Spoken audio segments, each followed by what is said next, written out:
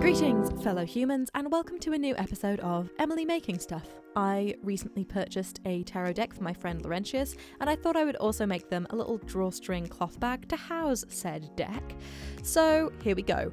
I began by measuring the height plus depth and the width plus depth of the tarot deck. I ended up with 13.5 centimeters by 9.25 centimeters, but we need space around the deck for the bag to work, so we have to account for ease.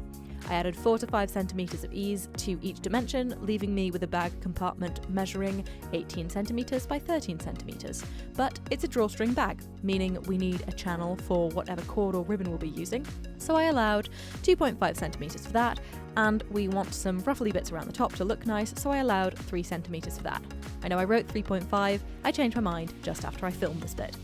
But to make that channel and the ruffle, we need to fold over the fabric. We need to add seam allowances of 1 centimeter along each seam line, and we'll be using a long piece of fabric folded at the bottom to get the best looking bag. So 12 centimeters of top bit, 18 of bag, multiplied by 2 for the fold, and 13 wide plus 1, meaning we have a piece of fabric 60 centimeters long by 15 centimeters wide.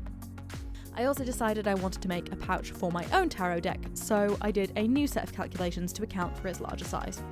So the first step, if you're being legit about these things, is to wash, dry and iron your fabric. It's really hard to accurately cut something that's full of wrinkles, so it is worth doing.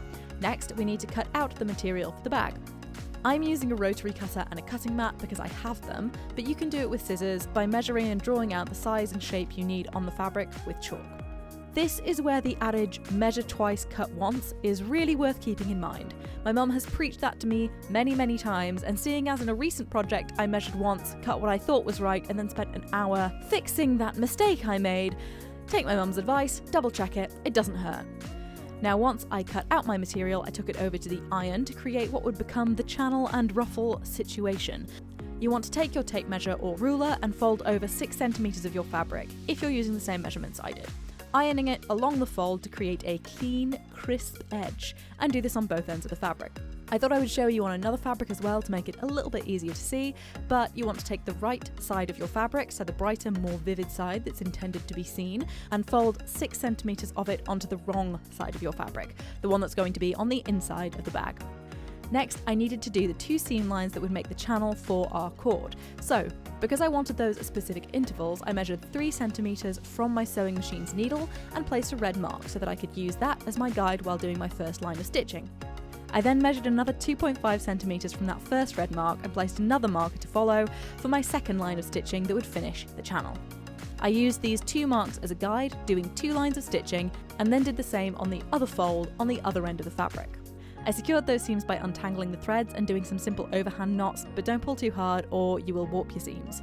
And because these seams will be hidden inside other seams, I snipped off the excess thread. So, with our channel finished, it was time to sew the seams that would make the actual bag. I folded the fabric in half, making sure that the right sides of the fabric, the vivid sides, were folded together. I lined it all up as precisely as possible, matching up the seams from earlier and placing a pin along each seam line. Now, because we need that channel to stay open to let us put a cord through it, we are not going to sew in between those 2 pins. Remember, not in between the pins. Very important. This time, I lined the edge of my fabric up with the edge of my sewing machine's foot as my guide for the seam and started sewing, stopping when the seam reached the first pin we placed. Remember kids, not in between the pins. So, I repositioned and started again at the second pin to leave that channel open. I then pinned up and sewed the other side in exactly the same way. When all of that was done, I secured the seams with little overhand knots and took my snips to the corners of the bottom of the bag, making a small diagonal cut, being very careful not to get too close to the seams we just spent so much time sewing. After doing both sides, it was time to turn our little bag right side out, paying attention to the corners to get them as precise as possible. I find the easiest way is to give them like a little roly-roly between my finger and my thumb. And then look at it. Isn't it cute? Aw, it's so cute. Now what I'm using as cord for this is binding made from a long, skinny piece of fabric. I had it left over from another project or I wouldn't have bothered. I would just have used ribbon or string or cord or something. But if you do decide, for some strange reason, to make binding, you make it by folding the outside edges of fabric in towards the centre, folding again along the centre line, ironing it all to keep it in place, and then stitching all the way along the open edge. And when you're done, you get this. Wait, you're meant to be able to do that click and the thing just happens. How do you, like this? Oh, whatever. These are what I was on about. I cut them to be 3 times the width of the bag, so they're about 39 centimetres each. And to thread them through the bag's channel, we're going to need our bag, our cord, and also a safety pin. Oh, and a normal pin. Danger pin. Let's call it that. We'll take our safety pin, push it through one end of our cord, and close the safety pin. Taking our bag and making sure that one of the channel openings is, well, open, we'll pop the safety pin inside it and use a kind of squish hold system to work the safety pin over to the next opening. Pull it out and pulling the cord most of the way through.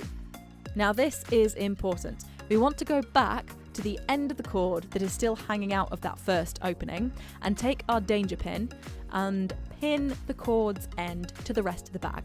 This is to secure it in place so that we don't accidentally lose that end while we're trying to feed the rest of the cord through. Once that end is secured, we're going to pop our safety pin into the next opening and again squish hold until it pops out the other side and we can pull our cord through. When we have both ends on the same side, we can remove our safety pin and our danger pin and tie the 2 ends of the cord together.